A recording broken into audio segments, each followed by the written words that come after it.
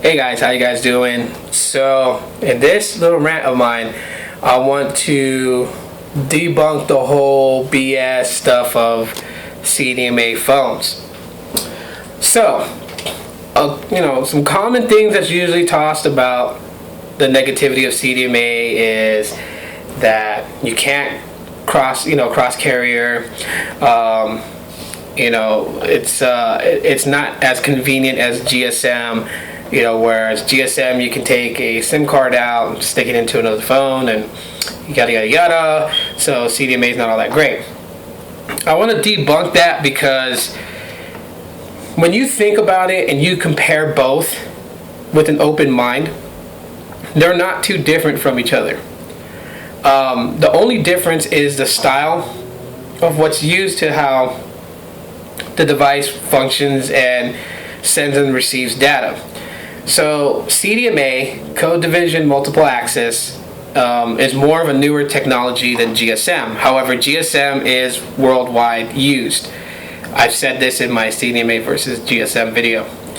But let me debunk the whole thing of that you can't cross carrier.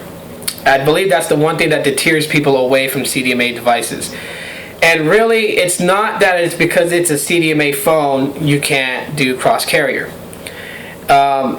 It's usually up to your mobile service provider, which in 9 times out of 10, they're not going to want to allow you to take your phone and bring it over to them, even though they function on CDMA just as your previous mobile service provider has always done. The reason why is because it's about the almighty dollar. Verizon wouldn't want you to take your HTC Desire that you had on Virgin Mobile and use it on Verizon's network. It is possible. It is very possible. I've done it before. Brief story. Back in the day when we had Alltel in the South, I had a phone from Amp Mobile. I don't know if you guys remember that company, but their main bread was mobile entertainment. So like little mobile cartoon, type TV shows like George Bush, Resident of the United States, that Comedy Central picked up. It's one of my favorite shows to watch. They specialize in things like that, live broadcastings and whatever. Their stuff was just basically media. And because they couldn't pay their monthly service to piggyback off Verizon wound up suing them for the money that they owed them, thus forcing Amp Mobile to close down. Now, I had a fire red Razr V3M. So I don't know if you guys remember that one, but that was the one that took the micro SIM card. And I was able to get that phone on Alltel without flashing it. How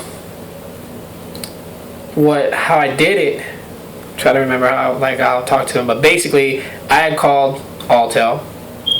I knew they weren't going to allow that phone to go on there. They were just going to try to get me to buy one of their devices. So I kept reassuring them that this was a V3A. They were like, "Are you sure it's a V3A?" I'm like, "Yes." And they asked me some questions which would allow them to determine whether it was a V3A or not. And the V3A did not have a micro SIM card slot. So they kept asking me, "Does it take a micro SIM card?" And I was like, "No, it doesn't. It does not take a micro SIM card."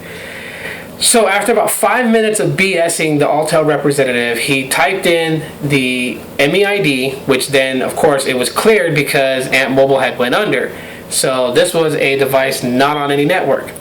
And after typing in the MEID, the system registered, and again, he came back on the phone, he goes, "This comes back as a V3M." And I was like, "No, I don't even know the difference." I played pretty dumb with the guy.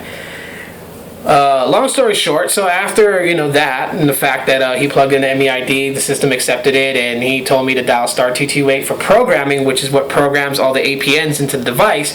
I had a fire red Razr V3M from Amp Mobile on Alltel, and those were CDMA. So basically, the MEID is the chip that connects to the network.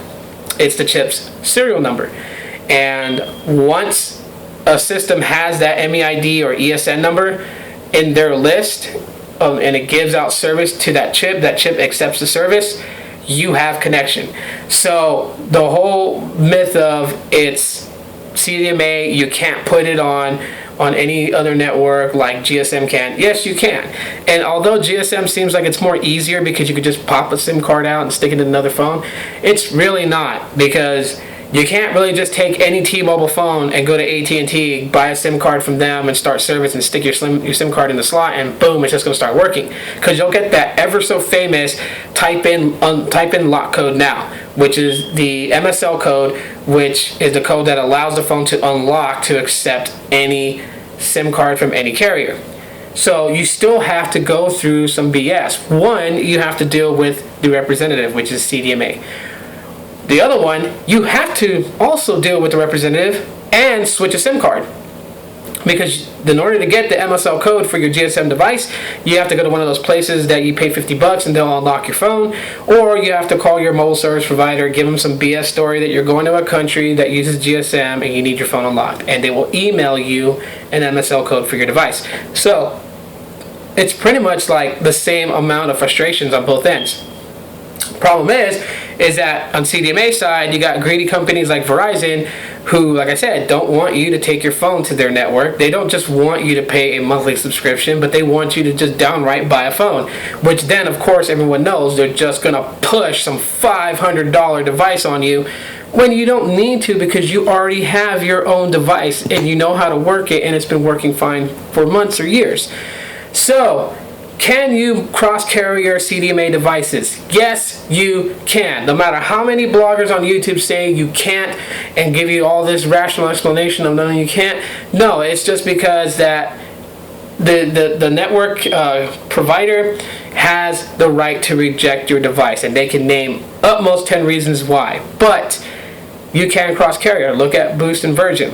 Although they're both under the Sprint umbrella, they can cross-carrier devices. If you don't like Virgin, you can take your Virgin mobile phone that is on their list. And when it's on their list, it's not because it's the only one that can be accepted by Boost Mobile. It's just on a list that the company has said, okay, these devices can go cross-carrier. But we still want like the Galaxy S5 on Boost Mobile to stay on Boost Mobile, because of course we all know Boost and Virgin have their different sales, and they wouldn't want you to be like, okay, well, Virgin has a sale on the Galaxy S5 for $250 and it's still $399 on Boost Mobile, so you buy the Virgin Mobile version and then you try to take it on Boost Mobile. They don't want you doing that. So there's only devices that they approve. So when they type in the MEID and that device name pops up, if it's on a list that's approved to go ahead and cross-carrier, they can easily accept it. But it doesn't mean that you can't take any CDMA device to any CDMA carrier. You can. It's just that the mobile service provider has more of control of what they'll let on their network. So I hope that helps clears up the whole CDMA, you can't cross-carrier, debunk BS, let you guys know that you guys can. And maybe you guys will be more artistic about how you guys can trick the system into taking your device to another carrier. But I'm not telling you guys to, but I know some of you guys will. So anyways, that's it, guys. If you guys found this video to be a little bit informative, go ahead and give me that thumbs up, because it does help me out. I really do appreciate it. For those of you guys who have subscribed, thank you so much for subscribing. I'm loving this, and I'll see you guys with another video. Peace.